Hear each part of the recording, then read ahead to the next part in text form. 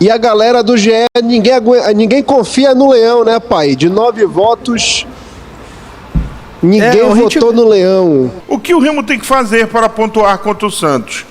Jogar se impondo e não ir lá na Vila Belmiro ficar olhando para a cara de ninguém. Jogar bola... Não ir para tirar foto com o Neymar. Exatamente. Né? É obrigação do Santos ganhar. E o Remo tem que quebrar essa obrigação de algum jeito. É por aí mesmo, torcedor do Leão. O Remo volta com 3 pontos da Vila Belmiro. Não tem. Vocês ainda estão iludidos que o Neymar vai fazer. Se você for levar 9 defensores com 3 goleiros, dá 12. Quem é que tá na vaga do Rodrigo? Com 5... Agora, se pra levar o Hendrick, o Hendrick. Cara, vocês ainda estão iludidos que o Neymar vai pra Copa? Conta comigo. Martinelli, Vinícius Júnior. Bora por posição. Martinelli, Vinícius Júnior. Vinícius. Do outro lado, Estevão e Luiz Henrique. Tu viu Rafinha, pô. Rafinha e Matheus Cunha. 6. João Pedro. 7. Tem 1 ou 2 vagas aí. Mais 2 vagas. Hendrick e Igor Thiago. Não sei se Igor Thiago. Eu acho que ele vai levar. Pra ele ter mandado o cara bater pênalti. Já que a gente tá falando de problema, né? Qual o tamanho desse problema do Remo, senhores? Deveria ser menor, né? Em relação principalmente ao Patrick. Ao Patrick de Paula, acredito que nas últimas rodadas ele já não estava desempenhando tão bem. Se ele sai do time sem ter essa confirmação da lesão, acho que a gente já teria ali uma... Pô, beleza, saiu do time porque tinha gente querendo jogar. A do Vitor Bueno é um problemaço, não só para esse, porque nem minhas contas aqui, Vitor Bueno ele pode perder uns 4 jogos pelo Remo, porque 3 semanas não é só até o jogo contra o Vasco. Aí, bora ver como é que ele vai se recuperar. Ainda puxar o jogo contra o Vasco um pouquinho mais cedo, vai ser dia 11. Então bora ver como é que vai ser esse desempenho do Vitor Bueno. Mas possivelmente perde 3 jogos. E o Patrick, cara, é um jogador que não deveria fazer falta ao elenco do clube. Pode me dar aqui, Paulinho. Aqui, muito obrigado. Não deveria fazer falta ao elenco do clube do Remo. O problema é que ele vem sendo titular com o Condé. E aí, como é que vai ser? Porque o Condé ele vai mudar o meio de campo? Para esse jogo, se eu quisesse enfrentar esse Santos, eu colocaria Zé Ricardo, Pico e Zé Welles. Eu botaria uma trinca mais forte ali por dentro para travar esse Santos. E aí veria se ia com o Pikachu na ponta direita, Aleph Manga na esquerda e o Talhari de centroavante. E deixava o David Braga para um possível segundo tempo. Tanto para não botar uma pressão exacerbada nele, quanto para ver como é que o Santos vai sair. Porque querendo ou não, a pressão é toda no Santos nesse jogo. E digo mais, 90% dessa pressão no Santos é no Neymar. É verdade. Porque esse jogo ganha um tamanho assim, uma significância um pouco maior também por causa disso. É o primeiro jogo do Neymar, depois de uma data FIFA em que o Brasil perde para a França e a torcida pede ele, canta na arquibancada, os brasileiros dos Estados Unidos, que claramente não acompanham o campeonato nacional, e pede o Neymar, a mesma coisa que aconteceu ontem na Flórida. Mas depois, quando o Brasil fez 3-1, ninguém lembrou do nome do Neymar. E a galera do GE, ninguém confia no Leão, né, pai? De 9 votos, ninguém votou no Leão. A gente viu, eu vi mais cedo na internet a predição, né, do jogo entre Remo e Santos, o pessoal do GE, do Nacional, né? E ninguém colocou o Remo, cara, nem o Fred colocou o Remo, ele que costuma colocar a vitória do Remo em alguns jogos dessa Série A. Ninguém tá acreditando no Leão, e vocês? Teve um recente que ele não colocou também. Acho que foi contra o Bahia, né? Acho que é por isso então que quer dar sorte pro Leão. Cara, sobre essa questão a gente tem que pensar também com a lógica lá de baixo, né? Querendo ou não, o Santos em casa, na Vila Belmiro, um confronto direto contra um time que vai lutar contra o rebaixamento também, é obrigação do Santos ganhar. E o Remo tem que quebrar essa obrigação de algum jeito. E aproveitar isso também, porque querendo ou não, a pressão toda é no Santos. E aí é o seguinte, Michel Anderson. Como é que o Remo deve se comportar num jogo como esse, não tendo 3 jogadores que são cruciais, principalmente o Vitor Bueno, porque acho que o principal desafio do Remo vai ser criar no ataque. Porque se for um meio de campo, como o Matheus falou, principalmente ele com o Zé Wellison, com o Pico e também com o Zé Ricardo, você vai ter uma qualidade ali de saída de jogo com o Zé Ricardo, vai ter qualidade no passe, vai. Mas, cara, para a bola chegar lá na frente, eu acho que vai ser um desafio, Michel. Tem que entender qual é a proposta de jogo que ele vai querer, né? Eu tô com o Matheus, eu faria a trinca de volantes ali, fechava e tentava sair no contra-ataque ali, né, na transição rápida que vocês chamam agora, para poder tentar surpreender o Santos. E eu faria isso, né? Bola no manga, bola no já-já. Muito parecido com o que ele fez contra o Flamengo, né? Dar aquelas estocadas e tentar. Foi o que o Brasil fez com a França também, né? Fecha a casinha ali e sai. Eu faria desse jeito, né? Até porque agora tinha um Jujuba ali falando que quando o Paysandu perde, a gente diz que é normal. Quando o Remo perde, a gente diz que não é normal. O problema não é perder. Perder você pode perder. Você não pode desempenhar. Deixar de desempenhar.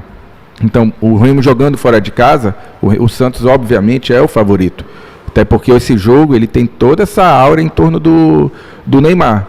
O Neymar precisa dar essa resposta para o Brasil todo, para o mundo, né? E é esse jogo, né? Porque se ele for muito mal nesse jogo, teoricamente contra um adversário que as pessoas julgam mais fraco, aí os caras vão dizer, tá vendo? Não dá. Porque o planejamento dele é jogar contra o Remo e depois contra o Flamengo no final de semana. Se ele não der conta do Remo, como é que a gente vai acreditar que ele vai dar conta do Flamengo? A gente é porque a gente sabe que as pessoas menosprezam. É isso. Até porque a gente vai fazer o quê? No ano passado, na reta final, o Neymar ele consegue fazer gols contra times que lutaram contra o rebaixamento. Mas o último grande jogo contra o Juventude. O último grande jogo dele foi contra o Vasco, quando ele fez 2 gols, mas o Vasco ainda virou, né? Pré-Renato Gaúcho. Então, tá. Nesse. Então, assim, só para concluir, o Remo perder para o Porto Velho é totalmente anormal, porque tem jogadores de muita qualidade superior e muita ao do Porto Velho. Paysandu perder para o Guaporé, o que não é normal são os caras que estavam ali para resolver, não resolverem o problema, não terem uma atuação, um desempenho legal. Perder para esses dois fora de casa. E perder fora de casa. Em Belém, empate é ruim. O Remo perder para o Santos lá, ok. Agora, se perder sem desempenhar, aí se torna preocupante. A mesma coisa o Paysandu contra o Volta Redonda. Se perder sem desempenhar, aí se torna preocupante, porque aí você começa a falar que só quando o Ítalo joga que vai ter gol, que vai resolver, que vai jogar bem, enfim. Então, se eu fosse o Condé, eu montava a trinca e saía parecido como o Brasil fez contra a França e parecido como o Remo fez contra o Flamengo. Mas, Rodolfo, eu lembro nos últimos anos, tu citavas muito a questão tu que moraste em São Paulo, né? De que a galera de São Paulo não conhecia o Remo. A galera jovem, garoto de 20 anos, 15 anos, não tinha noção do que era o Remo. Nesse período que tu já tá por aí, mudou bastante esse pensamento? Como é que a galera tá falando aí sobre o clube do Remo, as conversas? Porque hoje o Remo é um dos 20 melhores times do Brasil. Cara, é impressionante o quanto é importante você estar na Série A do Campeonato Brasileiro. E quando você vem e acompanha o clube que estava há muito tempo afastado, quem sofreu muito esse fenômeno foi o CSA, tá bom? Eu sei que pra gente, né, é difícil. Muitas vezes eu falei, as pessoas, nossa, só um acéfalo futebolístico não conhece o clube do Remo. Cara, só quem vive no futebol daqui do sul, do sudeste do Brasil, sabem, porque o Remo ficou afastado há muito tempo. Mas é impressionante esses 3 meses de Série A de Campeonato Brasileiro, o quanto que nós temos a valorização da marca, entendeu? Eu estava conversando com um amigo meu, que é de Belém, que é que até Luizinho, né, o Luiz Antônio, ele é professor aqui da USP, e ele falou, cara, eu sou remista, eu sou apenas remista. Eu estava conversando ontem com ele, era meia-noite, 11 horas de meia-noite. Eu sou apenas remista. E muita gente falava pra mim, palavras dele. Ah, o que é o Remo? Quem é o Remo? De onde vem o Remo? Que camisa bonita é essa? Porque a gente acha que todo mundo do Brasil é louco por futebol, cara. Primeiro, o brasileiro ele é muito clubista, ele vive ao redor somente do clube dele. E segundo, nós não somos o país que mais ama futebol. Além da gente só gostar da vitória, né?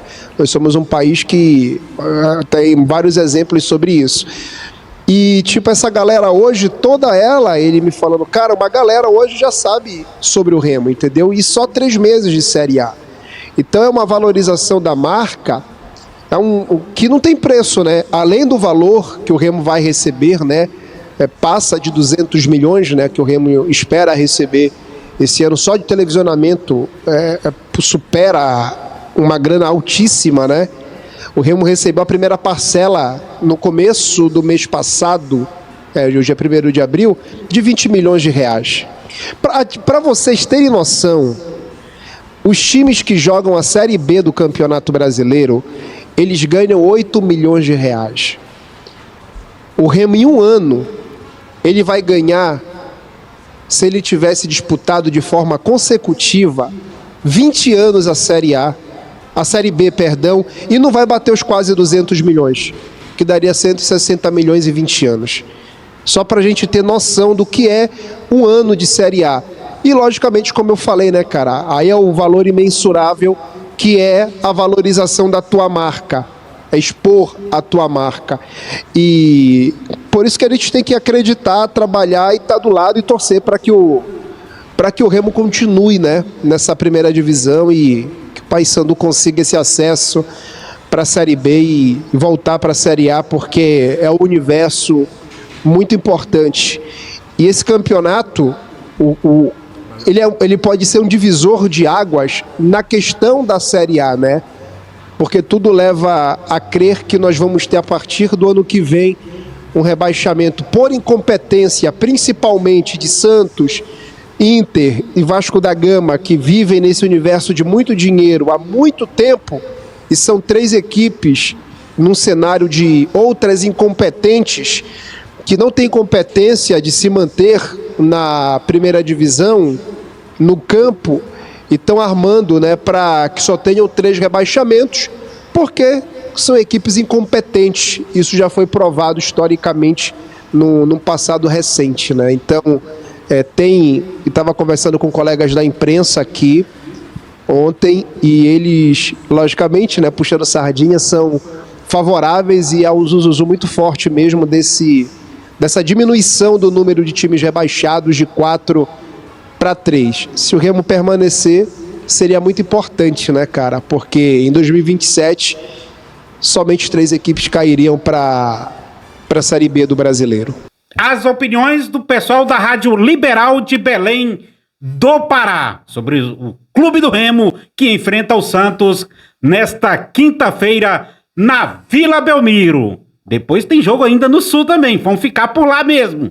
Mas aí, qual a sua opinião sobre essa partida? Vá aqui embaixo no chat e deixe a sua. Jogo de empate, o Remo não tem condições de vencer o Santos de Neymar. Fique à vontade, o espaço é seu, internauta. É seu também o espaço para você se inscrever aqui no canal, deixar o seu like, compartilhar o vídeo, seguir a gente no TikTok e Instagram. Até a próxima!